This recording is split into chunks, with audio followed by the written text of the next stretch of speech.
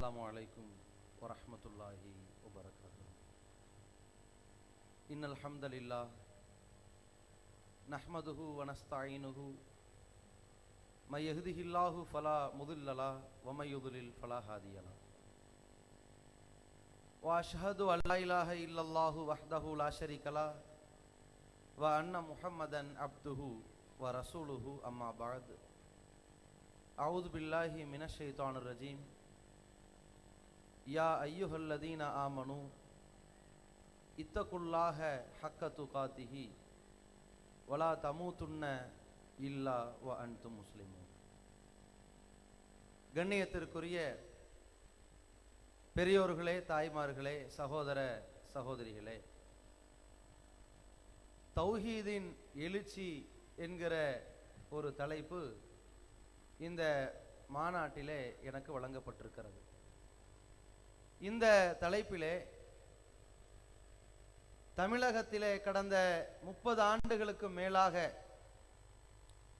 தமிழ்நாடு தௌஹீது ஜமாத் ஏகத்துவ பிரச்சாரத்தையும் தூதுத்துவ பிரச்சாரத்தையும் முன்னெடுத்து சென்று எப்படிப்பட்ட எழுச்சியை அல்லாஹ் ரப்புல் ஆலமீன் வழங்கி இருக்கின்றான் என்பதையும், அதனால் ஏற்பட்டிருக்கிற புரட்சியும் வளர்ச்சியை பற்றிய பல்வேறு வரலாற்று தகவல்களையும் உங்களுக்கு விளக்கிச் சொல்வதற்காக இந்த தலைப்பு வழங்கப்பட்டதாக நீங்கள் புரிந்து கொள்ளக்கூடாது.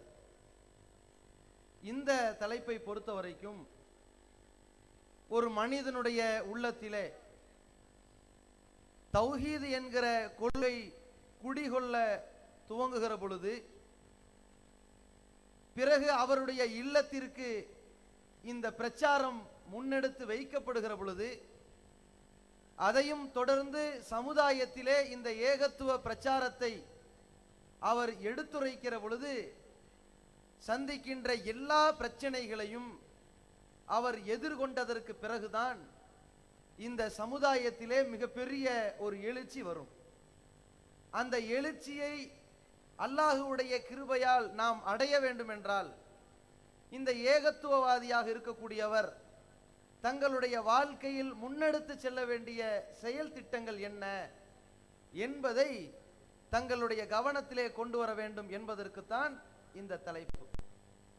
முதலாவதாக, லா இலாஹ இல்லல்லாஹ் முஹம்மதுர் ரசூலுல்லாஹ் என்கிற வணக்கத்திற்கு தகுதியானவன் அல்லாஹ் ஒருவனை தவிர வேறு யாரும் இல்லை, முகமது நபி அவர்கள் அல்லாஹுடைய தூதராக இருக்கின்றார்கள் என்கிற இந்த கொள்கையை ஒருவர் ஏற்றுக்கொண்ட உடனேயே அவரிடத்தில் இருக்க வேண்டிய மிக முக்கியமான முதன்மையான ஒரு அம்சம் அந்த கொள்கையிலே உறுதியோடு இருக்க வேண்டும். வல்ல இறைவன் தன்னுடைய திருமறை குர்ஆனிலே நபிகள் பெருமானார் ஸல்லல்லாஹு அலைஹி வஸல்லம் அவர்களுக்கு இந்த சத்தியத்தை பற்றி எடுத்து சொன்னதற்கு பிறகு சொல்கின்றான், ஃபஸ்தகிம் பிமா உமிர்த ஃபஸ்தகிம் கமா உமிர்த. நபியே, உனக்கு எந்த கொள்கை எடுத்துரைக்கப்பட்டிருக்கிறதோ அதை நீ பின்பற்றுவதில் மிக உறுதியோடு இருந்து கொள்ளுங்கள் என்பதாக அல்லாஹ் சொல்கிறான். இதுதான் ஏகத்துவவாதியாக இருக்கக்கூடிய ஒவ்வொருவரிடத்திலும் இருக்க வேண்டிய முதன்மையான ஒரு அம்சம். அதனால் தான் அல்லாஹ் தன் திருமறையிலே குறிப்பிடுகின்றான், இன்னல்லதீன காலு ரப்புனல்லாஹு, அல்லாஹுதான் எங்கள் இறைவன் என்று சொல்லி, சும்மஸ்தகாமு, அதிலேயே மிக தெளிவாக மிக உறுதியோடு யார் இருக்கிறார்களோ, ஃபலா ஹவுஃபுன் அலைஹிம் வலாஹும் யஹ்ஸனூன், அவர்களுக்கு எந்த பயமும் கிடையாது, அவர்கள் கவலைப்படவும் மாட்டார்கள் என்று அல்லாஹ் ரப்புல் ஆலமீன் அந்த இறை நம்பிக்கையோடு அந்த கொள்கை உறுதியையும் சேர்த்து சொல்கிறான். ஒரு கட்டத்தில் நபிகள் பெருமானாரிடத்திலே ஒரு நபித்தோழர் வருகிறார். அல்லாஹ்வுடைய தூதரே, குல்லி ஃபில் இஸ்லாமி கைரன், இஸ்லாத்தை பற்றிய ஒரு நல்ல விஷயத்தை எனக்கு சொல்லிக் கொடுங்க. லா அஸ்அலுஹு அஹதன் கைரக்க அவ் பஅதக, அதற்கு பிறகு உங்களுக்கு அடுத்து இஸ்லாத்தை பற்றி நான் யார்கிட்டையும் கருத்து கேட்டு தெரிந்து கொள்ளக்கூடாது. நீங்கள் சொல்லுகிற தகவல் ஒட்டுமொத்த இஸ்லாத்தை உள்ளடக்கியதாக எனக்கு சொல்லுங்கன்னு கேட்டார்கள். அதற்கு நபிகள் நாயகம் ஸல்லல்லாஹு அலைஹி வஸல்லம் அவர்கள் சொன்னார்கள், குல், நீ சொல்லு. எப்படி சொல்லணும்? ஆமன்து பில்லாஹ், நான் அல்லாஹுவை நம்பிக்கொண்டேன். சும்மஸ்தகிம், அப்படி சொல்லிட்டீல, அதுல உறுதியாயிரு. என்று நபிகள் நாயகம் ஸல்லல்லாஹு அலைஹி வஸல்லம் அவர்கள் சொன்னார்கள். இதுதான் இந்த ஏகத்துவவாதி தன்னுடைய வாழ்க்கையில் அடைய வேண்டிய முதல் அடிப்படையான பாடம். நாம் ஏற்றுக்கொண்ட கொள்கையில் மிக தெளிவாக மிக உறுதியோடு இருக்க வேண்டும்.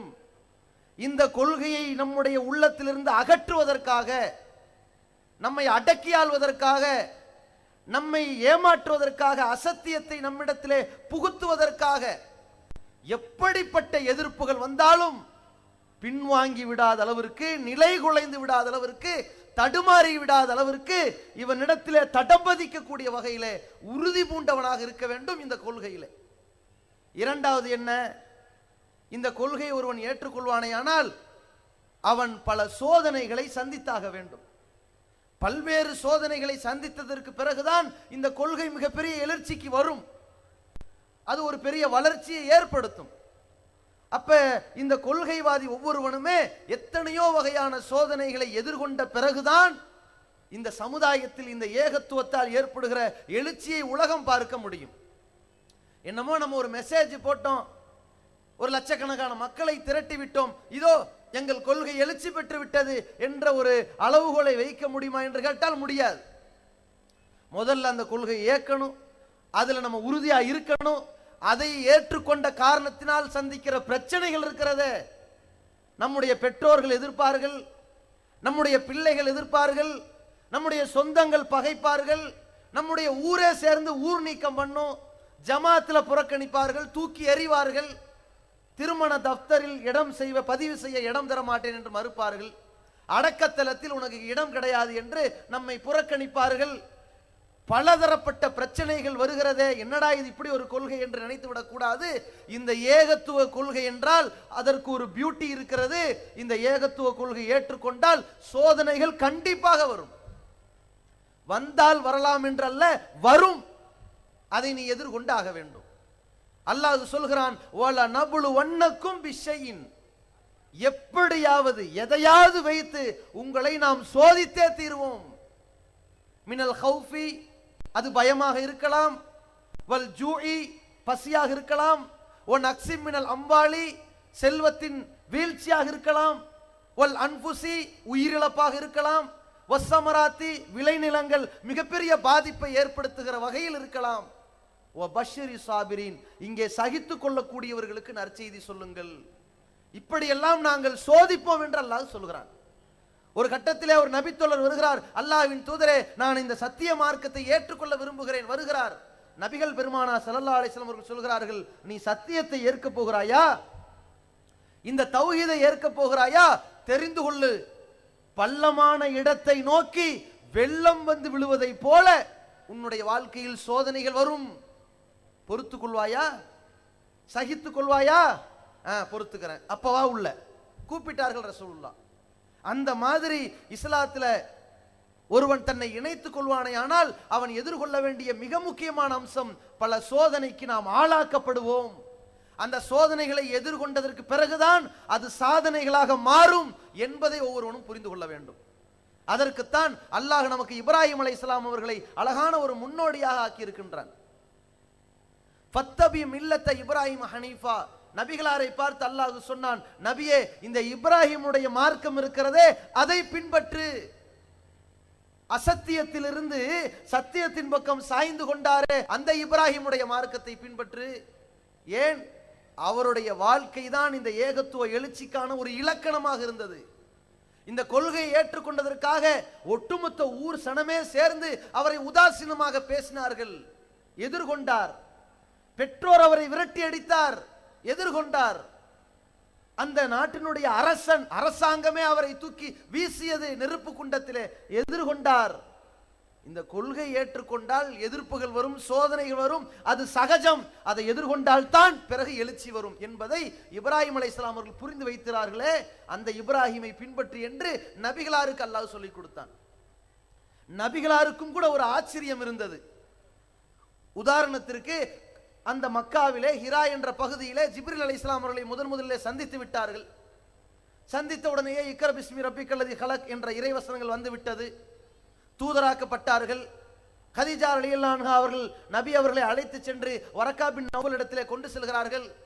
வரக்கா பின் நௌஃபல் அவர்கள் நபி அவருடைய நிலைமையை பார்த்துவிட்டு பிறகு சொன்னார்கள், இந்த சமுதாயத்தவர்கள் உங்களை விரட்டி அடிப்பார்கள், உங்களை சமூக பகிஷ்காரம் செய்வார்கள், உங்களை துன்புறுத்துவார்கள். அந்த நேரத்தில் நான் உங்களுக்கு உதவி செய்யக்கூடியவனாக இருக்கக்கூடாதா என்று வரக்கா பின் நௌஃபல் அவர்கள் ஒரு ஆதங்கப்பட்டாரே. அப்பொழுது நபிகளார் கூட ஆச்சரியப்பட்டு கேட்டார்கள், இந்த சமுதாய மக்களா என்னை எதிர்க்க போகிறார்கள்? இவர்களா என்னை புறக்கணிக்க போகிறார்கள்? ஆமாம், அதான் நடக்கும். எதிர்க்கப்பட்டார்கள். எந்த காபத்துல்லாவை புதுப்பிக்க வேண்டும் என்பதற்காக நபி அவர்கள் சிறுபிராயத்திலே அதை கட்ட வேண்டும் என்பதற்கு செங்கற்களை சுமந்தார்களோ, அந்த பெருமானார் ஸல்லல்லாஹு அலைஹி வஸல்லம் அவர்கள் அந்த காபாவில் நுழைய முடியாத அளவிற்கு புறக்கணிக்கப்பட்டார்களே, எதிர்க்கப்பட்டார்களே. அவர்களுடைய உயிருக்கு விலை பேசப்பட்டதே, தலா 100 ஒட்டகங்கள் என்று.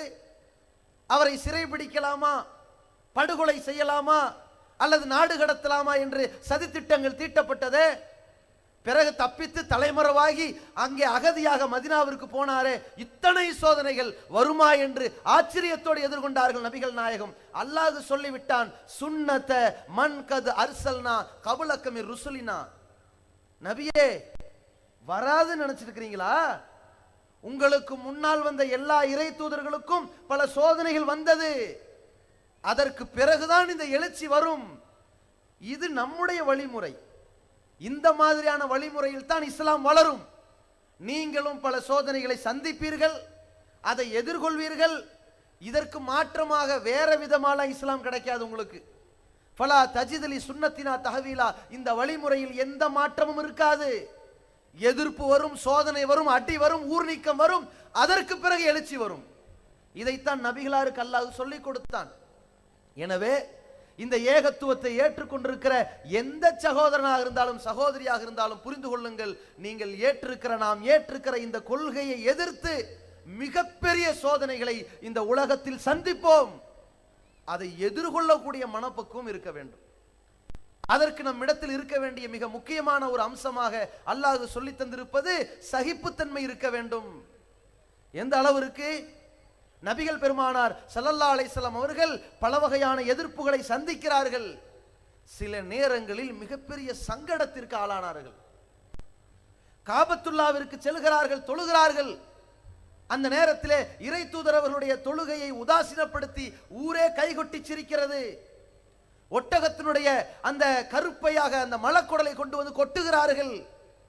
நபிகளாருடைய மூச்சு திணறக்கூடிய வகையிலே உக்குபாபின் அபி மோயத் என்பவன் கழுத்திலே போட்டு இருக்குகிறான். எதிர்கொண்டார்கள், சங்கடத்திற்கு ஆளாகவில்லை. ஆனால் ஒரு கட்டத்தில் தாயிஃப் என்ற நகரத்திற்கு அந்த பகுதியில் இருக்கக்கூடியவர் தனக்கு தெரிந்தவராக வேண்டப்பட்டவராக இருக்கிறார்.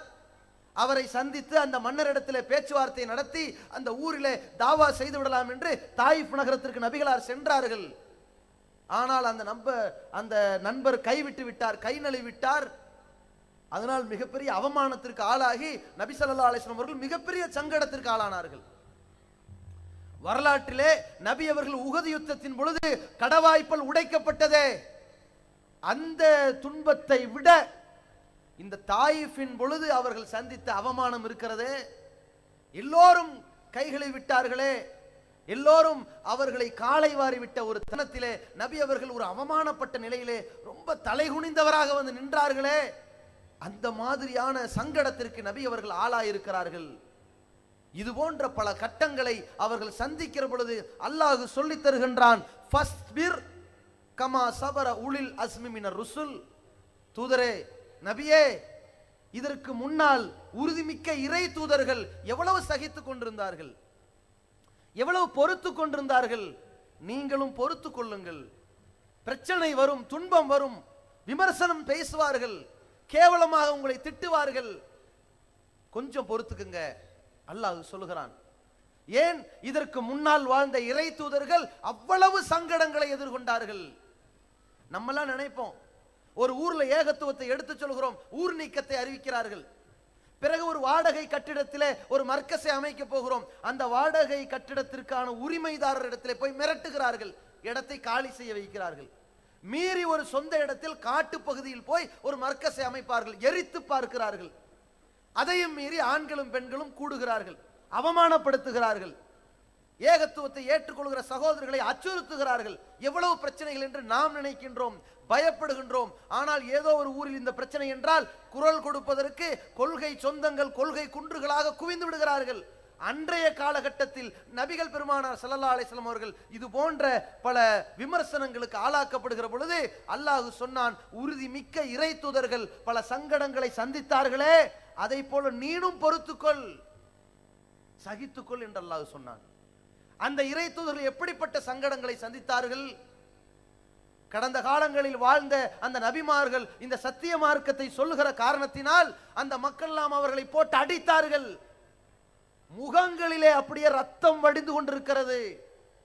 உடலில் மற்ற இடங்களில் ஏற்படுகிற காயத்தை விட முகத்திலே அடித்து முகங்களில் வடிகிற ரத்தத்தை கூட அந்த நபிமார்கள் துடைத்து விட்டு அல்லாஹு மக்ஃபிர்லி கௌமி ஃபஇன்னஹும் லா யஅலமூன், இறைவா இந்த சமுதாயத்தை நீ மன்னித்து விடு, அவர்கள் ஒன்றும் அறியாத காரணத்தினால அறியாமையின் காரணத்தினால் என்னை போட்டு இப்படி அடிக்கிறார்கள் இறைவா என்று சகித்து கொண்டார்களே, அந்த அடித்தவர்களுக்கு கூட ஆதரவாக பேசினார்களே, அப்படிப்பட்ட உறுதிமிக்க தோழர்களை போன்று இறை தூதர்களை போன்று நீ பொறுத்துக்கொள் என்று அல்லாஹ் சொல்கிறான்.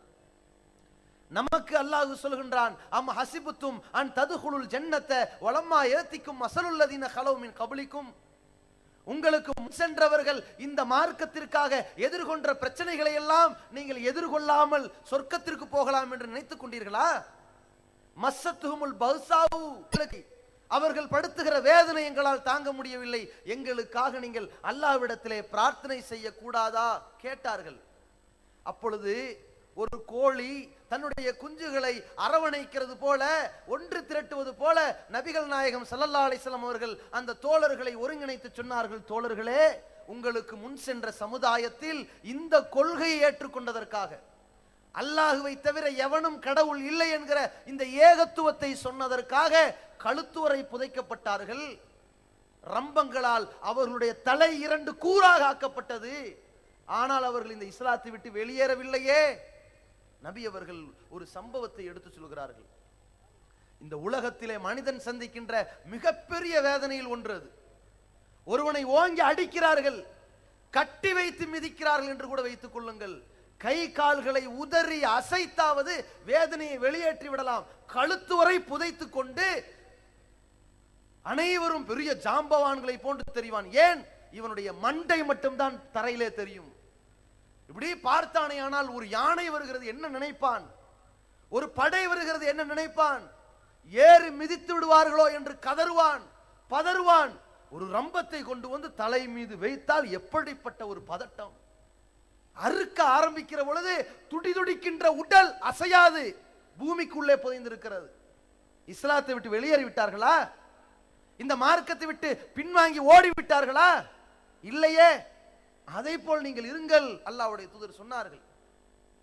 அதே போல இரும்பு கம்பிகளால் இரும்பு சீப்புகளால் உடல் கீறி கிழிக்கப்படுகிறது, தோளும் அதோடு சேர்ந்து நரம்பு மண்டலங்களும் இழுக்கப்படுகிற பொழுது கூட பிராண்டப்படுகிற நேரத்தில் அவர்களுடைய ஈமான் நிலை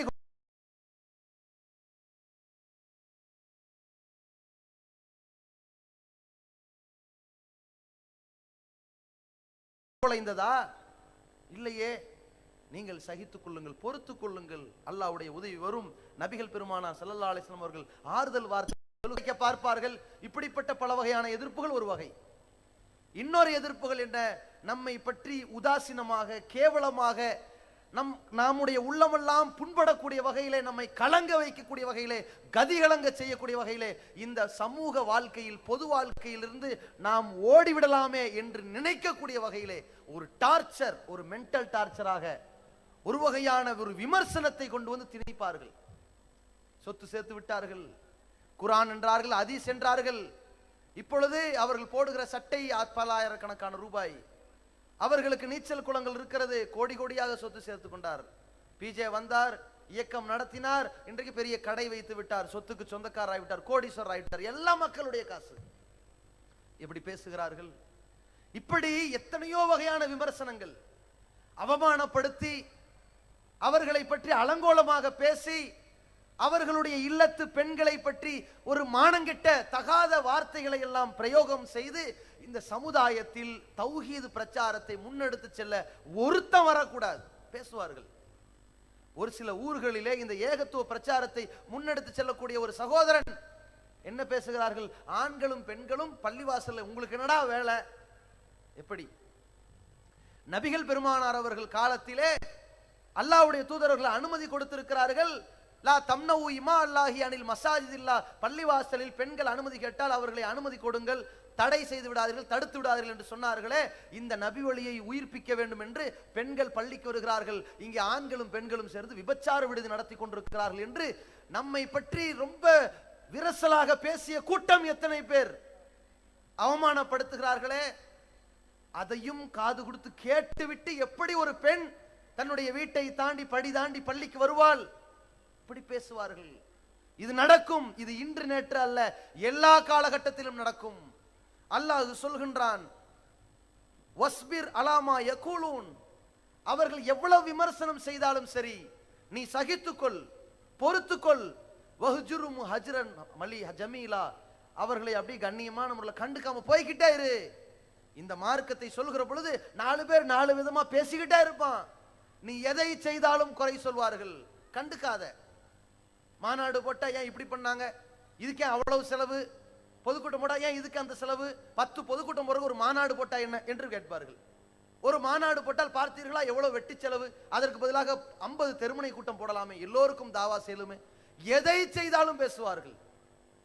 நம்முடைய பிரச்சாரம் யாரிடத்திலும் எடுத்து சொல்லக்கூடாது, எடுத்து சென்று விடக்கூடாது என்பதற்கு தொடர்ச்சியான விமர்சனங்கள் வரும். கண்டுகொள்ளாமல் பொறுத்துக் கொள்ளுங்கள். அல்லாஹ் சொல்கிறான், வலா தஸ்மஉன்ன மினல்லதீன ஊத்துல் கிதாப மின் கப்லி, இதற்கு முன்னால் வேதம் கொடுக்கப்பட்டார்களே அவர்களிடத்தில் சில வாசகங்களை நீங்கள் செவி கேட்பீர்கள். ஒமினல்லதீன அஷ்ரகு அதன் கசீரா, இணை கற்பித்தவர்கள் கூட உங்களை கேவலமான முறையில் அருவருக்கத்தக்க வார்த்தைகளால் உங்களை விமர்சிக்கத்தான் செய்வார்கள். இப்ப இஸ்லாத்தை கொச்சையாக முகநூற்களிலே பதிவு செய்யக்கூடியவன், பரப்பிவிடக்கூடியவன் என்ன பேசுகிறான்? எப்படிப்பட்ட வார்த்தைகள்! நாமெல்லாம் பாகிஸ்தான்காரர்கள், பன்றிஸ்தான்காரர்கள் பேசுகிறார்கள். இவர்கள் பைத்தியங்கள், மூடர்கள், பன்றிகள் என்று நம்மை அவமானப்படுத்துகிறார்கள். நபிகள் பெருமானாரை கொச்சையாக பேசுகிறார்கள். மானங்கெட்ட வார்த்தைகளை பயன்படுத்தி அவர்களுடைய மானத்திற்கு பங்கம் விளைவிக்கும் வகையிலே பரப்பி கொண்டிருக்கிறார்களே.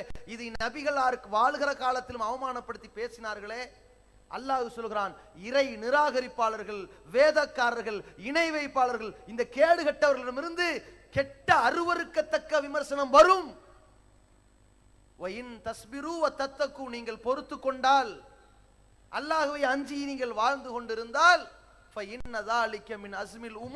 இதுதான் உறுதிமிக்க காரியமாக இருக்கும். இதுதான் நீங்கள் முன்னெடுத்து செல்கிற ஒரு வெற்றி பயணமாக இருக்கும். இது ஒவ்வொரு ஏகத்துவவாதிக்கும் இருக்க வேண்டும். ஏதோ 4 பேர் உதாசீனமாக அவமானப்படுத்தி விட்டார்கள் என்று கொண்ட கொள்கையிலிருந்து பின்வாங்கி ஓடுனா எழுச்சி வராது, அது வீழ்ச்சியை தான் ஏற்படுத்தும். அதற்கடுத்து என்ன? இந்த ஏகத்துவத்தை ஏற்றுக்கொண்டவர்கள் எப்படிப்பட்ட கலக்கத்திற்கு ஆளாகிறார்கள். நாமெல்லாம் நினைத்துக் கொள்கிறோம், பலரும் நம்மை எதிர்க்கிறார்கள், நம்மை திட்டுகிறார்கள். ஒவ்வொரு கிராமங்களிலும் ஏற்படுகிற பல்வேறு எதிர்ப்புகள் இருக்கிறது. இது தலைமையின் கவனத்திற்கு கூட சென்றடையாது, யாருக்கும் தெரியாது. ஆனால் நாம் எவ்வளவு பெரிய ஒரு பிரச்சனைக்கு ஆளாகி மாட்டிக்கொண்டிருக்கிறோம். இது மேலிடத்துல யாருக்கும் செல்லவில்லையே, இருந்தாலும் பல்லை கடித்துக் கொண்டு இந்த மார்க்கத்தை சொல்லிக் கொண்டிருக்கிறோமே. நம்முடைய குடும்பத்தில் பேசுகிறோமே, வரதட்சணை வாங்கக்கூடாது என்றால் பைத்தியக்காரனை போன்று நம்மை விமர்சனப்படுத்துகிறார்கள். ஒரு ஏமாளியை போன்று கிண்டல் அடிக்கிறார்கள். அல்லாஹ் என்று சொன்னால் நக்கலாக பார்க்கிறார்கள். வீட்டில் நுழைகிற பொழுது, சர்வ சாதாரணமாக நுழைகிற பொழுது வளமையாக பார்க்கிறார்கள். அஸ்ஸலாமு அலைக்கும் என்று ஒரு பிரார்த்தனை செய்கிற பொழுது நம்மை ஒரு கிறுக்கனை போன்று பார்க்கிறார்கள். இதன மாதிரியான எத்தனை மார்க்கத்தை எடுத்து சொல்கிற நேரத்தில் சில உறவினர்கள் இருக்கிறார்கள், வாயை திறந்து வெட்டிடுவோம், வெளியே போடா அப்படின்றாங்க. சில உறவினர்கள் இருக்கிறாங்க, எல்லாத்தையும் 1 மணி நேரம் காது கொடுத்து கேட்டுவிட்டு எல்லாம் சரிதான், ஏட்டு சுரக்காய் கறிக்கு உதவுமா, வேலையை பாடுறா போடா என்று சொல்வார்கள். சில பேர் இருக்கிறார்கள், ஒன்னும் பிரச்சனை இல்லப்பா, உனக்கு இப்ப துடிக்கிற வயசு, ஒரு 50 வயசு ஆகட்டும், அப்புறம் வந்து சொல்லு என்று அனுப்பிவிடுவார்கள். சில பேர் இருக்கிறார்கள், நீங்க சொல்றது சரிதாங்கன்னு சொல்லிவிட்டு அவர்களுடைய கொள்கையில் தெளிவாக பாவத்தை செய்து கொண்டிருப்பார்கள். அவ்வளவு பேருடைய நடவடிக்கைகளை பார்த்தால் ஒரு மனம் புண்படுமே. இதை அல்லாஹ் பார்த்து கொண்டு இருக்கான்னு நினைச்சிருக்கிறோமா? அல்லாஹ் பார்த்து கொண்டுதான் இருக்கிறான். நமக்கு உதவி புரியக்கூடியவனாக, நமக்கு ஒத்துழைப்பு தரக்கூடியவனாக அல்லாஹ் இருக்கின்றான். நபிகளாரை பார்த்து அல்லாஹ் சொல்கிறான், வலகத் நஅலமு அன்னக யலீகு ஸத்ருக பிமா யகூலூன். தூதரே, அவர்கள் உன்னை எப்படியெல்லாம் பேசுகிறார்களோ அந்த விமர்சனத்தை எல்லாம் கேட்டு அதை பற்றி நீ நினைத்து உன் உள்ளம் எவ்வளவு கலங்கி கொண்டிருக்கிறது என்பதை திட்டவட்டமாக எனக்கு தெரியும். கவலைப்படாத, நீ தைரியமா இறங்கி பிரச்சாரம் செய். அல்லாஹ் சொல்கிறான். இந்த ஏகத்துவத்தை ஏற்றுக்கொள்ளக்கூடிய ஒவ்வொருவனுடைய உள்ளத்திலும் என்ன இருக்க வேண்டும்? நாம் கொண்ட கொள்கையை எவன் எதிர்த்தாலும் சரி, இந்த காதுல வாங்கி இந்த காதுல விட்டுட்டு போய்கிட்டே இரு. இந்த சகிப்புத்தன்மை இருக்க வேண்டும். அதே போல இந்த மார்க்கத்தை ஏற்றிருக்கிறோம். சில பேர் இருக்கிறார்கள், மார்க்கத்தை ஏற்றிருக்கிறோம், அர்ப்பணிப்பே இருக்காது. நாங்கள் ஒரு இன்செட் களையாதவர்கள், ஒயிட் காலர்ஸ். எங்களுக்கு இந்த இஸ்லாம் எதில் பிடித்திருக்கிறது? தர்கா வழிபாடு இல்லை, ஓகே. ஆனால் இதே கொள்கையை கொண்டு போய் இணை வைப்பாளர்களை எடுத்து சொல்லுங்க, பிரச்சனையை சந்திங்க, எதிர்கொள்ளுங்க, இதெல்லாம் நீங்க பேசாதீங்க. வரதட்சணை வாங்குறது கூடாது, அந்த திருமணங்களை புறக்கணிங்க, இதெல்லாம் எங்களுக்கு முடியாது. எங்கள் குடும்பத்தில் பலரையும் நாங்கள் எதிர்க்க வேண்டிய வரும். மார்க்கத்திற்கு முரணான காரியங்களை செய்கிறார்கள் என்றால் அது தவறு என்று வாய் சொல்லி எடுத்து பேசுவது எங்களுக்கு கூடாது. உறவு உடைந்து போடும். அதை நாங்கள் செய்ய மாட்டோம். நபிகளாருக்கு மாற்றமாக அவனுடைய தொழுகை இருக்கும், நோன்பு இருக்கும், சக்காத் இருக்கும், மதுகபை பின்பற்றி கொண்டிருப்பார்கள். இது தெளிவான வழிகேடு, இது இஸ்லாத்தில் இல்லாது, இப்படிலாம் பேசக்கூடாது. அதெல்லாம் சொல்ல வேணாம். போக போக அவர்களே புரிந்து கொள்வார்கள். நாம் வாய் மூடி மௌனமா தான் இருக்கணும். நம்ம இந்த கொள்கை ஏத்துக்கிட்டோமா அது போதும். இதற்காக ஒரு முள்ள தூக்கி எடுத்து வைக்க மாட்டான். இந்த மாதிரியாக சிலர் இருக்கிறார்கள். இவர்களால் இந்த தௌஹீதிற்கு அவமானம் தான் ஏற்படுமே தவிர மிகப்பெரிய வளர்ச்சி எல்லாம் கிடைத்து விடாது. இந்த மாதிரியான எண்ணத்தில் உள்ளவர்கள் முதலில் புரிந்து கொள்ள வேண்டும், ஏகத்துவத்தை நாம் ஏற்றுக்கொள்வோமையானால் அல்லாஹ்விடத்திலே ஒரு வியாபார ஒப்பந்தத்தை பேசி இருக்கின்றோம். என்ன ஒப்பந்தம்? இன்னல்லாஹ் இஸ்தரா மினல் மூமினீன அன்ஃபுஸஹும் வ அம்வாலஹும் பி அன்னலஹுமுல் ஜன்னah. இறை நம்பிக்கை கொண்டவர்களிடத்திலே அல்லாஹ் விலை பேசி விட்டான். என்ன தெரியுமா? உன்னுடைய உயிரை கொடுத்தாக வேண்டும், உன்னுடைய சொத்துக்களை நீ இழந்தாக வேண்டும். நீ இந்த மார்க்கத்தை ஏற்றிருக்கிறாய், நீ உன்னுடைய உயிரை கொடுக்க நேரிடும், எதிர்கொள்ள வேண்டும். நீ இந்த மார்க்கத்தை ஏற்றிருக்கிறாய், இந்த மார்க்கத்தினுடைய வரம்புகளின்படி நடப்பதன் மூலம் உன்னுடைய சொத்துக்களை எல்லாம் இழக்க வேண்டிய வரும். நீ இதை செய்தால் உனக்கு சொர்க்கத்தை தருவேன். இதான் ஒப்பந்தம். இந்த ஒப்பந்தத்தை எதிர்கொண்ட ஒரு ஏகத்துவவாதி அந்த ஒப்பந்தத்தை சரியான முறையில் பூர்த்தி செய்யக்கூடிய, அதை நிறைவேற்றக்கூடிய வாய்ப்பை எதிர்பார்த்து காத்து கொண்டிருக்க வேண்டும். ஒரு சிறந்த இறை நம்பிக்கையாளன் அப்படித்தான் இருப்பான் என்று அல்லாஹ் சொல்கிறான். மினல் மூமினீன ரிஜாலுன் ஸதகு மா அஹதுல்லாஹ் அலை. இறை நம்பிக்கை கொண்டவரிடத்திலே சில பேர் இருக்கிறார்கள், அல்லாஹ்விடத்தில் அவர்கள் என்ன ஒப்பந்தம் உடன்படிக்கை செய்திருக்கிறார்களோ அதை நிறைவேற்றுபவர்கள். وَمِنْهُمْ مَنْ قَلَى نَحْبًا. சில பேர் அதை நிறைவேற்றி விட்டார்கள். وَمِنْهُمْ مَنْ يَنْتَظِرُ. சில பேர் அதை எதிர்பார்த்து காத்து கொண்டிருக்கிறார்கள். அதற்கு ஒரு தருணம் வராதா? அல்லாஹ்வுக்காக என் சொத்துக்களை இழப்பதற்கு ஒரு நேரம் வராதா? அல்லாஹ்விற்காக என்னுடைய உயிர் தொண்டை குழியை அடைய போகிறது, படைத்தவனுக்காக அந்த ஒரு தருணம் அமையாதா என்றுதான் காத்து கொண்டிருப்பார்கள். வமா பத்தலு தபுதீலா. இதற்கு மாற்றமான நடவடிக்கை மேற்கொள்ள மாட்டார்கள். இந்த ரெண்டு தியாகம் ஒவ்வொருவனிடத்திலும் இருக்க வேண்டும். தியாகத்தில் தான் இந்த ஏகத்துவம் வளரும் என்பதை நாம் புரிந்து கொள்ள வேண்டும்.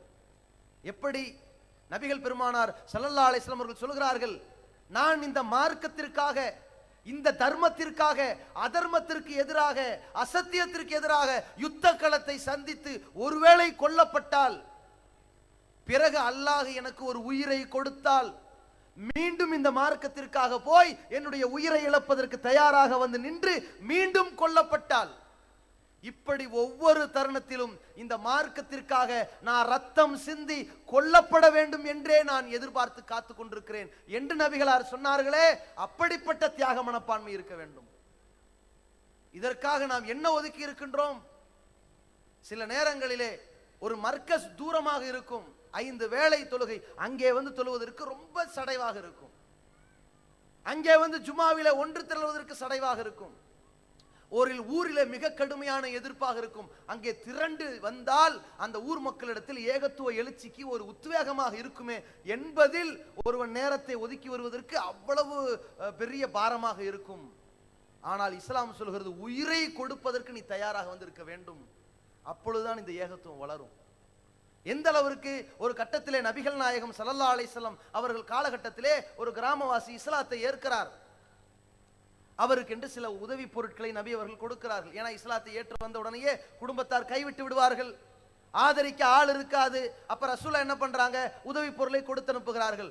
அந்த கிராமவாசி அதை கொண்டு வந்து நபிகளாரிடத்திலே கொடுத்து விட்டு, அல்லாஹ்வின் தூதரே, இதற்காக நான் இஸ்லாத்திற்கு வந்திருக்கிறேன் என்று நீங்கள் நினைத்துக் கொண்டீர்களா? இதற்கு வரல. நான் எதற்காக இஸ்லாத்திற்கு வந்திருக்கிறேன் தெரியுமா? இந்த மார்க்கத்திற்காக தியாகம் செய்வதற்கு.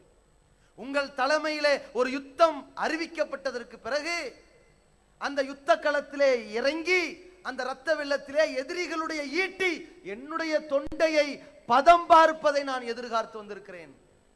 மார்க்கத்திற்கு உயிர் கொடுக்க வந்திருக்கிறேனே தவிர இதெல்லாம் எனக்கு தேவையில்லைன்னா. அப்ப ரசூலுல்லாஹி ஸல்லல்லாஹு அலைஹி வஸல்லம் சொன்னாங்க, நீ அப்படித்தான் வந்திருப்பாய், ஆனால் அது நடக்கும், போயிட்டு வந்துட்டாங்க. பிறகு ஒரு யுத்தம் நடைபெறுகிறது. அதிலே சில ஜனாசாக்கள் கிடப்பில் இருக்கிறது. அந்த நேரத்திலே நபி அவர்கள் ஒவ்வொரு சடலத்தையாக எடுக்கிறார்கள். சில நபித்தோழர்கள் எடுக்கிறார்கள், கொண்டு போய் அவர்களை அடக்கம் செய்ய வேண்டும், அவர்களுக்கு ஜனாசா தொழுகை நடத்த வேண்டும், அடுத்தடுத்த பணிகள் இருக்கிறது. அந்த மாதிரி கட்டத்தில் நபி அவர்கள் தேடிக்கொண்டு வருகிறார். ஒருவருடைய தொண்டையிலே எதிரிகளுடைய அந்த ஈட்டி பதம் பார்த்திருக்கிறது. நபி அவர்கள் கேட்கிறார்கள், இவரு அவரா? அன்றைக்கு ஒரு நாள் வந்து கேட்டார்ல, இந்த மார்க்கத்திற்காக வேண்டி உயிரை இழக்க தயார் வந்து அவரா? ஆமா அப்படின்னு சொன்ன உடனே நபி அவர்கள் சொல்லுகிறார்கள், இறைவா, இவர் உன்னையே ஈமான் கொண்டார், உனக்காகவே இந்த களத்திற்கு வந்திருக்கிறார், உனக்காகவே உயிரை கொடுத்திருக்கிறார், இவர் உனக்காகத்தான் உயிர் கொடுத்திருக்கிறார் என்பதற்கு நான் சாட்சியாக இருக்கிறேன் சொன்னார்களே. அப்படிப்பட்ட உயிரை கூட நான் இழப்பதற்கு தயார் என்று வந்தால்தான் இந்த ஏகத்துவம் எழுச்சி பெறும். இந்த மார்க்கத்திற்காக என்னுடைய சொத்துக்களை இழக்க வேண்டும். ஒருவர் பெட்டி கடை வைத்திருக்கிறார், பீடி சிகரெட் விற்பனை செய்கிறார், சத்திய கருத்துக்களை ஏற்றுக்கொள்கிறார், தௌஹீதில் தன்னை இணைத்துக் கொள்கிறார். பிறகு சொல்லித் தரப்படுகிறது, இதெல்லாம் மார்க்கத்துக்கு முரணானது, பாவமான காரியத்திற்கு துணை போகக்கூடாது, இதை விற்பனை நிறுத்திக் கொள்ளுங்கள். அப்பொழுது அவர் யோசிக்கிறார், இந்த பீடி சிகரெட்டுக்காகத்தான் கடைக்கு வரான், வியாபாரம் நடக்கிறது, இதை ஒரே அடியா விட்டுட்டோம்னா மொத்த கடையும் திவாலாயிருமே, அடுத்து யார் நமக்கு சோறு போடுவா? இங்கே இறை நம்பிக்கையில் ஏற்பட்ட குளறுபடி, கோளாறு. இவன் நினைக்க வேண்டும், அல்லாஹ் தடை செய்திருக்கிற அல்லாஹ்வுடைய கோபத்திற்கு ஆளாகி எனக்கு ஒரு திருப்தியான வாழ்க்கை தேவையில்லை, அதை புறக்கணித்தவனாக வர வேண்டும். சொத்தை அழிந்து விடுமா? இல்லை. ஆனால் அதை புறக்கணிக்க ஒருத்தன் யோசிக்கிறான். ஆனால் நபிகள் பெருமானார் ஸல்லல்லாஹு அலைஹி வஸல்லம் அவர்கள் காலகட்டத்திலே மக்காவிலிருந்து சில பேர் இஸ்லாத்தை ஏற்றுக்கொண்டதற்காக மதீனாவுக்கு போனார்களே, எதை விட்டு போனார்கள்? சொந்தங்களை விட்டு போனார்கள், சொத்துக்களை விட்டு போனார்கள். அதிலே சுஹைப் என்கிற ஒரு நபித்தோழர், அவர் ஊரை விட்டு போகிறேன் என்ற ஒரு முடிவுக்கு வந்து விட்டார். மக்காவாசிகள் அவரை சுற்றி வளைத்து கேட்கிறார்கள், என்ன ஊரை விட்டு போறீங்களோ, ஹிஜ்ரத் பண்றீங்களோ, இந்த மார்க்கத்திற்காக வேண்டி மதீனாவுக்கு போறீங்களோ, நீ உண்மையிலேயே அல்லாஹ்வுக்காக போறதா இருந்தா, மார்க்கத்துக்காக போறதா இருந்தா, நீ சம்பாரிச்ச சொத்துக்களை எல்லாம் இங்க விட்டுட்டு நீ தனியா போ, பாப்போம். நீ எல்லாத்தையும் ஏன் எடுத்துக்கிட்டு போற? காத்து கொண்டிருக்கின்றான். அதே போல ஏகத்துவவாதிகளிடத்திலே இருக்க வேண்டிய இன்னொரு முக்கியமான ஒரு அம்சம் விடாமுயற்சி. நாம் இந்த கொள்கையை எல்லோருக்கும் கொண்டு போய் சேர்க்க வேண்டும், அனைவரும் இந்த கொள்கையின் பால் ஈர்க்கப்பட வேண்டும். முஹம்மது ரசூலுல்லாஹ் ஒரு கான்செப்ட் எடுத்திருக்கிறோம், நபி வழி நடப்போம், மதுகபை ஒழிப்போம். மதுகப் ஒழிக்கப்பட்டு மூட நம்பிக்கைகள் புதைகுழிக்கு சென்று நபிகளாருடைய வழிமுறையே எல்லா மக்களிடத்திலும் குடிகொள்ள வேண்டும் நினைக்கின்றோம். என்ன செய்வோம்? ஒரு நாள், ஒரு வாரம், ஒரு மாதம், ஒரு வருடம், சில வருடங்கள் பிரச்சாரம் செய்து விடுவோம். அதோடு முடித்துக் கொண்டோமே ஆனால் நம்முடைய ஈமானில் குறை இருக்கிறது என்று பொருள். இதில் ஒரு விடாமுயற்சி வர வேண்டும், தொடர்ச்சியாக இருந்து கொண்டே இருக்க வேண்டும். இந்த பிரச்சாரத்தை பொறுத்த வரைக்கும் இதற்கு ஓய்வே கிடையாது. நாம் சாய்ந்து விடாத அளவிற்கு, ஓய்ந்து விடாத அளவிற்கு இந்த கொள்கையை தொடர்ச்சியாக சொல்லிக் கொண்டே இருக்க வேண்டும். நபி நூஹ் அலைஹிஸ்ஸலாம் அவர்கள் எத்தனை 100 ஆண்டுகள் பிரச்சாரம் செய்திருக்கிறார். ஒரு விடாமுயற்சிக்கான ஒரு முன்னுதாரணமாக திகழ்ந்தார். பகலிலே செய்தார், இரவிலே செய்தார், தனிமையிலே செய்தார், கூட்டத்திலும் செய்தார், ரகசியமாகவும் சொன்னார், பகிரங்கமாகவும் சொன்னார்.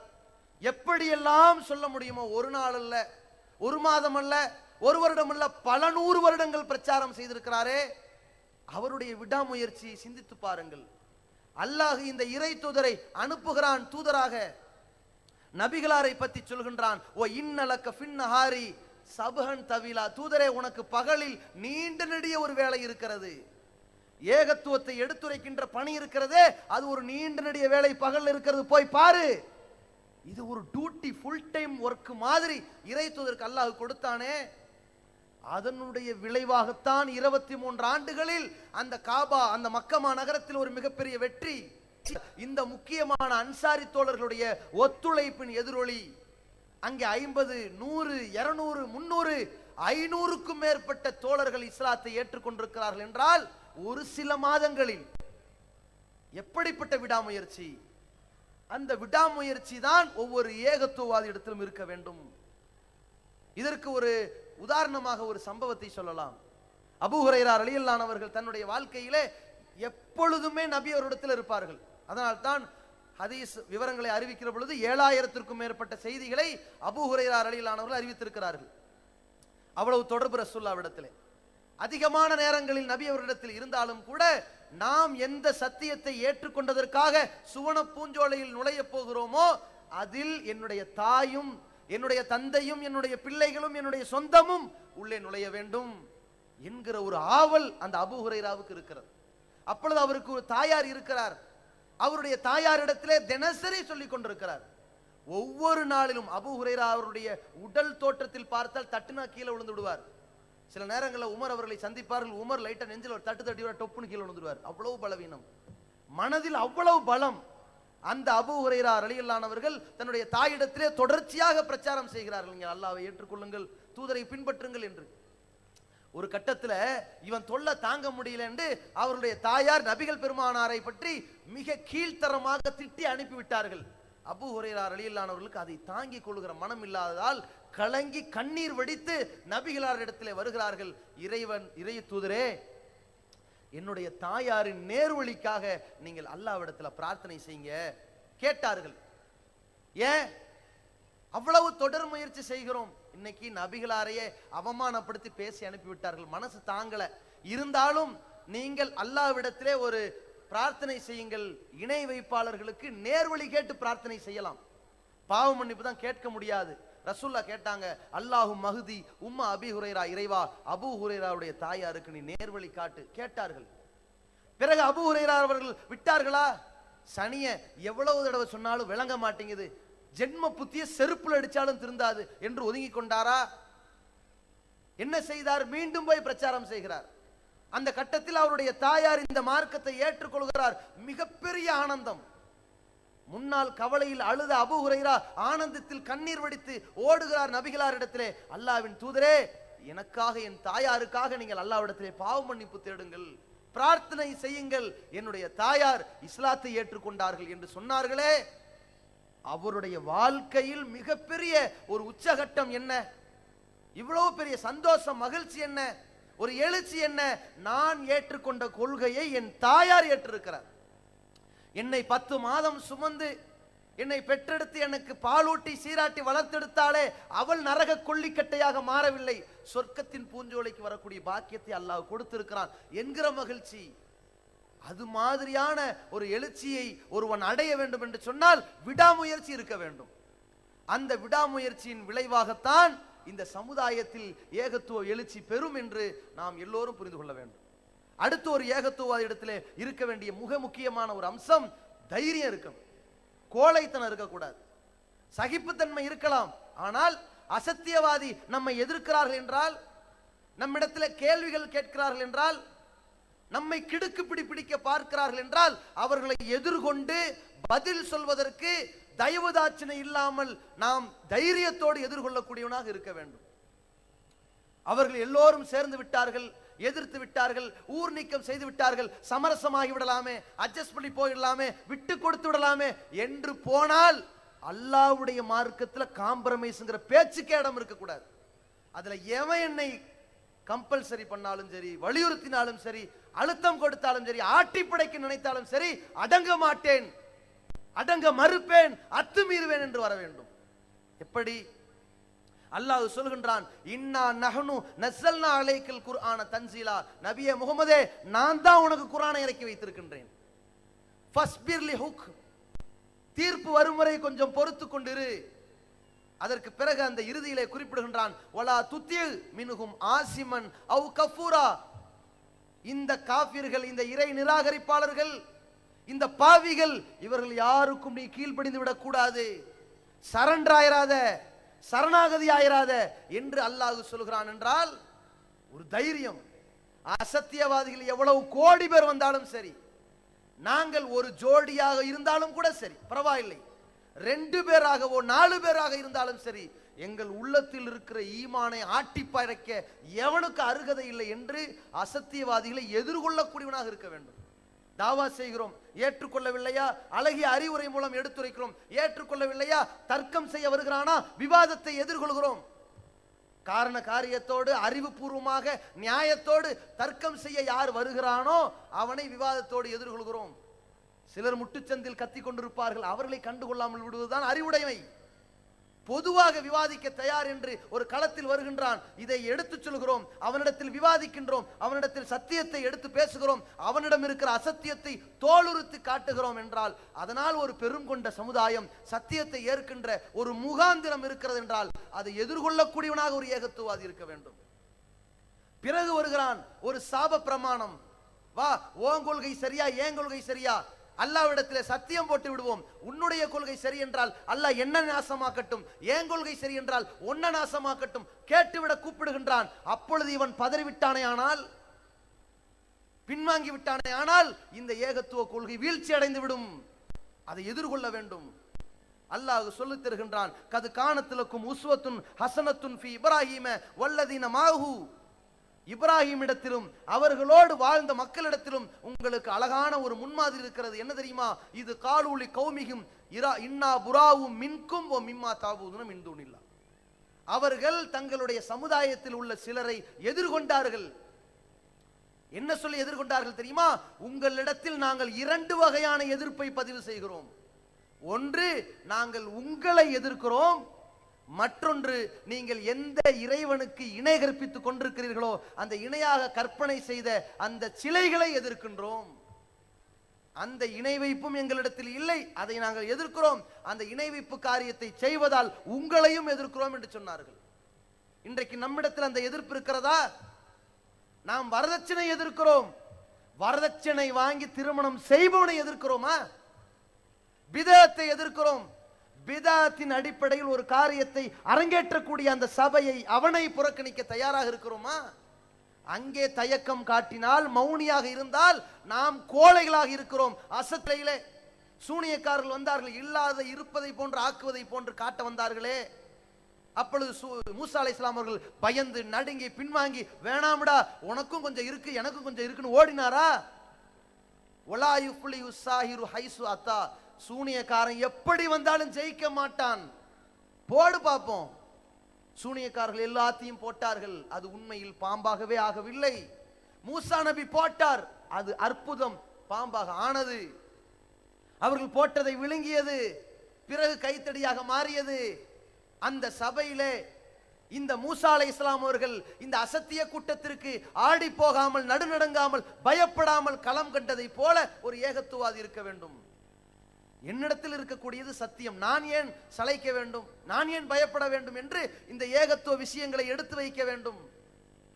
நம்மை பார்த்து, ஒரு சிங்கத்தை பார்த்து விரண்டோடுகிற கழுதைகளை போன்றுதான் அசத்தியவாதிகள் ஓடிக்கொண்டிருப்பார்கள் என்று அல்லாஹ் சொல்கிறான். என்றால் இந்த சமுதாயத்தில் தீமைகளை எதிர்கொள்ளக்கூடிய இடத்திலே நாம் எவ்வளவு பேர் என்று இருக்கிறோம் என்கிற எண்ணிக்கையை விட எந்த கொள்கையில் இருக்கிறோம் என்கிற எண்ணிக்கை தான் முக்கியம்.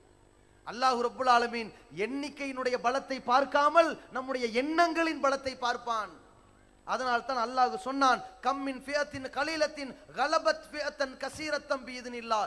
எத்தனையோ சின்னஞ்சிறிய கூட்டங்கள் பிரம்மாண்டமான கூட்டங்களை எல்லாம் மிகைத்து ஜெயித்து விட்டது என்று அல்லாஹ் சொன்னானே, அதற்கான காரணம் அங்கே எண்ணத்தில் தான் பலம் இருந்ததே தவிர எண்ணிக்கையில் பலம் இல்லை. அவ்வளவு ஒரு வேகம் இருக்க வேண்டும். அதே போல இந்த ஏகத்துவாதி இடத்திலே இருக்க வேண்டிய இன்னொரு முக்கியமான ஒரு அடிப்படை அம்சம், நாம் எந்த கொள்கையை ஏற்றிருக்கிறோமோ அதை அடுத்த தலைமுறையினருக்கு, புதிய தலைமுறையினருக்கு, இளைய தலைமுறையினருக்கு எடுத்து சொல்ல வேண்டும் என்கின்ற ஒரு அக்கறை இருக்க வேண்டும்.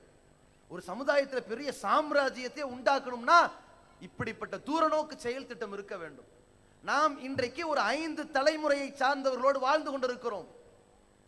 நம்முடைய தகப்பனுடைய தந்தை பாட்டனார் அவர்களுடைய தலைமுறை இருக்கு, நம்முடைய தகப்பனார் இருக்கிறாரு, அவங்க தலைமுறை இருக்குது, நம்ம இருக்கிறோம், நம்ம பிள்ளைங்க இருக்காங்க, நம்முடைய பேர பிள்ளைங்க வருவார்கள். 5 தலைமுறையை சந்திக்கிற ஒரு வாய்ப்பை அதிகமானவர்கள் பெறுவார்கள். இந்த 5 தலைமுறையினர்களுக்கும் இந்த சத்தியத்தை சொல்லக்கூடிய வகையில் நாம் எல்லா வழிவகை செய்திருக்கிறோமா? ஏகத்துவத்தை சொல்லி இருக்கிறோமா? நாம் ஏற்றிருக்கிற இந்த குர்ஆன் சுன்னா இதை பற்றி அடிப்படை விஷயங்கள், இதனால் ஏற்பட்ட பிரச்சனைகள், இதை எதிர்கொண்ட வரலாறுகள், இத்தனை விஷயங்கள், நபிமார்களுடைய அந்த தியாகங்கள், இவை அனைத்தையும் நம்முடைய பிள்ளைகளுக்கு ஊட்டி வளர்த்தோமா? இது ஏகத்துவவாதி இடத்தில் இருந்தால்தான் நமக்கு பின்னால் கூட அது எழுச்சி அடையலாம். நம்முடைய காலத்தில் அது முடக்கப்பட்டாலும் கூட, நாம் விரட்டப்பட்டாலும் கூட, நாம் எதிர்க்கப்பட்டாலும் கூட, பிற்காலத்தில் இந்த ஏகத்துவம் ஒரு எழுச்சி அடைகிற நிலை வருமே. அப்பொழுது நம்முடைய பிள்ளை ஏகத்துவவாதியாக இருக்க வேண்டுமா, இணை வைப்பாளனாக இருக்க வேண்டுமா? நம்முடைய பிள்ளை ஏகத்துவவாதியாக இருக்க வேண்டும் என்றால் நாம் நம் கண்முனையில் நம்முடைய பிள்ளைகளை அப்படி வார்த்தெடுக்க வேண்டும். ஒரு கட்டத்திலே நபி அவர்கள் சொல்கிறார்கள், பின்னால் ஒரு காலம் வரும், அந்த காலகட்டத்திலே கல்வி அறிவு இந்த இஸ்லாம் இல்லாமல் போய்விடும் என்றார்கள். உடனே ஒரு நபி தோழர் சொல்கிறார், கைஃப யகூனு யா ரசூலல்லாஹ், அல்லாஹ்வின் தூதரே அது எப்படி நடக்கும்?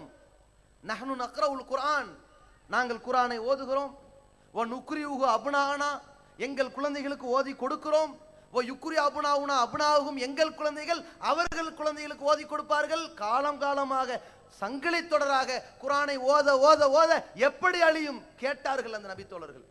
ஒரு நம்பிக்கை, நாங்கள் எந்த மார்க்கத்தை ஏற்றுக்கிறோமோ அதை கரெக்டா சொல்லி கொடுத்துருவோம் என்கிற நம்பிக்கை. அப்பொழுது நபி அவர்கள் சொன்னார்கள், ஓதி கொடுத்தால் மட்டும் பத்தாது, குர்ஆனை ஓதி மனப்பாடம் செய்து கொண்டால் பத்தாது. அமா தரா அன்னல் யகூதவன் நசாரா, நீங்கள் யூத நசாராக்களை பார்க்கவில்லையா? எக்ரவுன தௌராத்தவல் இன்ஜீல், அவர்கள் தௌராத் இன்ஜீலை ஓதிக்கொண்டுதான் இருக்கிறார்கள். வலா யாமலுன மிம்மா ஃபீஹிமா, அதன்படி அவர்கள் நடப்பதில்லையே. நீங்கள் உங்கள் பிள்ளைகளுக்கு ஓதி கொடுப்பது முக்கியமல்ல, கற்றதை அதன் வழியிலே நடக்க செய்ய வேண்டும், அதுதான் முக்கியம் என்றார்களே. இப்ராஹிம் அலைஹிஸ்ஸலாம் அவர்கள் நமக்கு எவ்வளவு அழகான ஒரு முன்மாதிரியாக இருக்கிறார். இதிபுத்தலா இப்ராஹிம ரப்புஹு பி கலிமாத்தின் ஃபஅத்தம்மஹுன்ன, இப்ராஹிமிடத்திலே இறைவன் போட்ட எல்லா சோதனைகளையும் எதிர்கொண்டார். ஒரு சமுதாயத்தை போன்று ஒரு பலம், அவ்வளவு ஒரு வேகம், நெருப்பில் தூக்கி எறியப்பட்டாலும் கூட நெருப்பு சுடும் என்ற இயற்கை விதிக்கு மாற்றமாக என்னை படைத்தவன் அதை குளிர வைப்பான் என்கிற ஒரு நம்பிக்கை. தூக்கி எறியப்பட்ட பொழுதும் கூட நிலை குலையாத இப்ராஹிம் அலைஹிஸ்ஸலாம் அவர்களை பார்த்து அல்லாஹ் சொன்னான், இன்னி ஜாயிலுக லின்னாசி இமாமா, மனித குலத்திற்கே உன்னை முன்னோடியாகி விட்டேன், நீ ஒரு முன்னோடி, நீ தான் மாடல், ரோல் மாடல். அல்லாஹ் சொல்லிட்டான். இப்ராஹிம் விட்டாரா? அடுத்த ஒரு பிரார்த்தனை செய்தார், ஒமின் துர்ரியத்தி, இறைவா என்னை முன்னோடி ஆக்கி இருக்கிறாய், என்னுடைய வழித்தோன்றல்களையும் அப்படியே ஆக்கிரலாமே கேட்டார்கள். அல்லாஹ் என்ன செஞ்சான் தெரியுமா? என்னுடைய சோதனைகளை எல்லாம் ஏற்று சகித்து கொள்ளக்கூடியவர்களை, பொறுத்து கொள்ளக்கூடியவர்களை, உறுதிமான்களை முன்னோடியாக ஆக்குவேன். ஆனா அநியாயக்காரர்களை ஆக்க முடியாது. ஓம் புள்ளைங்கிறதுக்காக வேண்டி அநியாயக்காரர்கள் ஆக்க முடியுமா? ஒலா ஏனாலு அகுதில் ஆலிமீன், அநியாயக்காரர்களுக்கு இந்த மாதிரி நான் செய்ய மாட்டேன் என்று அல்லாஹ் மறுக்கிறான் என்றால், இப்ராஹிம் அப்பொழுது சந்திக்கிறார், தன்னுடைய வாழ்க்கையில் தன் கண் முன்னிலையிலே பார்க்கிறார், இஸ்மாயில், இஸ்ஹாக், அடுத்த தலைமுறை இருக்கிறது, இஸ்ஹாக்குக்கு அடுத்து யாக்கூப் என்கிற தலைமுறை இருக்கிறது. 3 தலைமுறைக்கும் இந்த ஏகத்துவத்தை சொன்னார். அதன் விளைவு இஸ்மாயில் இறை தூதர், இஸ்ஹாக் இறை தூதர், இஸ்ஹாக்குடைய மகன் யாக்கூப் இறை தூதர். அந்த யாக்கூப் என்ன பாடத்தை தன்னுடைய தாத்தா இப்ராஹிம் இடத்தில் கற்றிருக்கிறார் தெரியுமா? நாம் ஏற்றுக்கொண்ட கொள்கையை நம்முடைய பிள்ளைகளுக்கு சொல்லாம சாகக்கூடாது, இதான் கத்திருக்கிறார். அதனால் தான் யாக்கூப் அவர்களுடைய மரணத்தை பற்றி அல்லாஹ் நமக்கு சொல்கின்றான், அம் குன்தும் ஷுஹதா இது ஹலர யாக்கூபல் மவுத். இந்த யாக்கூப் நபிக்கு மரணம் வந்துச்சே, அப்ப நீங்க யாராவது அங்க இருந்தீங்களா? அங்க என்ன நடந்துச்சுன்னு தெரியுமா? தெரியாது. அப்ப நான் சொல்றேன், அல்லாஹ் சொல்றான் என்ன நடந்துச்சு. அவர் கேட்டார், நான் இப்ப உயிரோடு இருக்கிறேன், நீங்க எல்லாம் அல்லாஹ் வணங்குறீங்க, நான் மௌத்தா போன பிறகு நீங்க யாரை வணங்குவீங்க கேட்டார். அவர்கள் பதில் சொன்னார்கள், யாரை வணங்குவோமா? நஅபுது இலாஹக்க, உங்கள் இறைவனான அந்த அல்லாஹ்வை வணங்குவோம். ஓ இலாஹ ஆபாயிக்க, உங்கள் முன்னோர்கள் பெற்றோர்களுடைய உங்களுடைய மூதாதையர்களுடைய இப்ராஹிம், இஸ்மாயில், இஸ்ஹாக்குடைய இறைவனான இலாஹம் வாஹிதா, அந்த ஒரே கடவுளை வணங்குவோம். சொன்னதற்கு பிறகு யாக்கூபுடைய உயிர் பிரிந்து விட்டது. நம்முடைய பிள்ளைகள் இந்த ஏகத்துவத்தில் இருக்கிறார்கள், பிரிந்தது. இப்படிப்பட்ட ஒரு எண்ணம் ஒவ்வொரு ஏகத்துவத்தில் இருக்க வேண்டும். நாம் இந்த உலகத்தை விட்டு பிரிந்து செல்கிறோம் என்றால் நம்முடைய பிள்ளைகள் இந்த கொள்கையின் பால் வார்த்தெடுக்கப்பட்டார்களா? அப்பொழுது நம்முடைய உயிர் பிரிகிற பொழுது ஒரு இன்பம் இருக்கும். இதை யோசித்துக் கொள்ள வேண்டும். அதே போல ஏகத்துவவாதி இடத்திலே இருக்க வேண்டிய இன்னொரு முக்கியமான ஒரு அம்சம், நாம் எந்த விஷயத்தை ஏற்றுக்கொண்டோமோ, எந்த விஷயத்தை மக்களுக்கு எடுத்துரைத்துக் கொண்டிருக்கிறோமோ, எந்த விஷயத்தை பற்றி பிரச்சாரம் செய்து கொண்டிருக்கிறோமோ, அந்த விஷயங்களின்படி நம்முடைய வாழ்க்கையில் நம்முடைய நடத்தைகளை, நடவடிக்கைகளை அமைத்துக் கொள்ள வேண்டும். அப்பொழுதுதான் இந்த ஏகத்துவத்திற்கான ஒரு எழுச்சி ஏற்படும். இல்லை என்றால் பார்த்தா சொல்லுதாங்க சுல்தான், அவன் செயல்ல சைத்தானுங்கன்னு போய்கிட்டே இருப்பார்கள். நம்முடைய நடவடிக்கைகளையும் சார்த்து காட்ட வேண்டும். உடலோடு உயிர், ஒரு நாணயத்தின் இரு முகம். அதுபோல நம்முடைய சொல்லுக்கும் செயலுக்கும் எந்த முரண்பாடு இல்லாத வகையில் நாம் நடந்து காட்டினால் இந்த சமுதாயத்தில் அல்லாஹ் மிகப்பெரிய அளவிலே அசத்தியவாதிகளுடைய உள்ளங்களை திருப்பி இந்த ஏகத்துவ ஜோதியை அவருடைய உள்ளத்திலும் எரிய வைப்பான். இந்த உலகத்திலே இந்த ஏகத்துவ சிந்தனை ஏற்றுக்கொண்ட மக்களாக, இந்த ஏகத்துவ கொள்கைவாதிகளாக இந்த உலகமே மாறும். அந்த காலம் நாமெல்லாம் நினைத்துக் கொண்டிருக்கிறோம், இது நடக்காது, இது எப்படி சாத்தியம், இது எப்படி முடியும் என்று நாம் நினைத்துக் கொண்டிருக்கிறோம். இது அல்லாஹ் கொடுத்திருக்கிற வாக்குறுதி. ஏகத்துவ எழுச்சி வர வேண்டுமா? ஒட்டுமொத்த மனித குலமே அந்த ஓர் இறைவனை வணங்கக்கூடியவனாக படை சூழ வேண்டுமா? நீங்கள் எந்த ஏகத்துவத்தை சொன்னதற்காக நசுக்கப்பட்டீர்களோ, ஊர் நீக்கப்பட்டீர்களோ, நீங்கள் புறக்கணிக்கப்பட்டீர்களோ, உதாசீனப்படுத்தப்பட்டீர்களோ, நீங்கள் இந்த நாட்டின், இந்த தேசத்தின், இந்த மண்ணின் ஆட்சியாளர்களாக, இந்த ஏகத்துவத்தை நிலைநாட்டுகிற மன்னர்களாக உருவாக வேண்டுமா? அல்லாஹ் சொல்லுகிற வாக்குறுதி, வஅதல்லாஹுல்லதீன ஆமனு, அல்லாஹ் இறை நம்பிக்கை கொண்டவர்களுக்கும், மின்கும் உங்களில் இறை நம்பிக்கை கொண்டவர்களுக்கும், அமிலு சாலிகாத் நற்காரியங்களையும் புரியக்கூடியவர்களுக்கும் அல்லாஹ் ரப்புல் ஆலமீன் ஒரு வாக்குறுதி தருகின்றான். லியஸ்தக்லிஃபன்னஹும் ஃபில் அர்ள், இந்த பூமியிலே அவர்களை மிகப்பெரிய பிரதிநிதிகளாக ஆக்குவேன், அரசாட்சியை கொடுப்பேன், இந்த உலகத்தின் ஆட்சி அவர்கள் கைக்கு சென்றுவிடும் என்று அல்லாஹ் ஒரு உத்தரவாதம் கொடுக்கிறான். யாருக்கு? நீ இறைவனை நம்பி அதே அடிப்படையில் செயல்படுத்தி காட்டு. அதனுடைய மாற்றம், அதனுடைய ஏற்றம், அதனுடைய முன்னேற்றம், ஒட்டுமொத்த உலகமும் ஏகத்துவ கோட்டையாக மாறும். நடக்காதா? எதிரிகள் மாறவில்லையா? நபிகளார் காலகட்டத்திலே எந்த சுகைல் என்பவர் நபிகளாருக்கு எதிராக காபிர்களின் தலைவராக உடன்படிக்கை போட்டாரோ, அவருடைய பிள்ளை அபூ ஜந்தல் முஸ்லீமாக இல்லையா? அபூ ஜஹலுடைய மகன் முஸ்லீமாகலையா? அபூ சுஃபியான் முகமது கொலை செய்யப்பட்டு விட்டார் என்று உஹது யுத்தத்திலே பறைசாற்றிய அபூ சுஃபியான் முஸ்லீமாகவில்லையா? அட, ஏகத்துவ வரலாற்றிலே இன்றைக்கு நீங்கள் பாருங்கள்.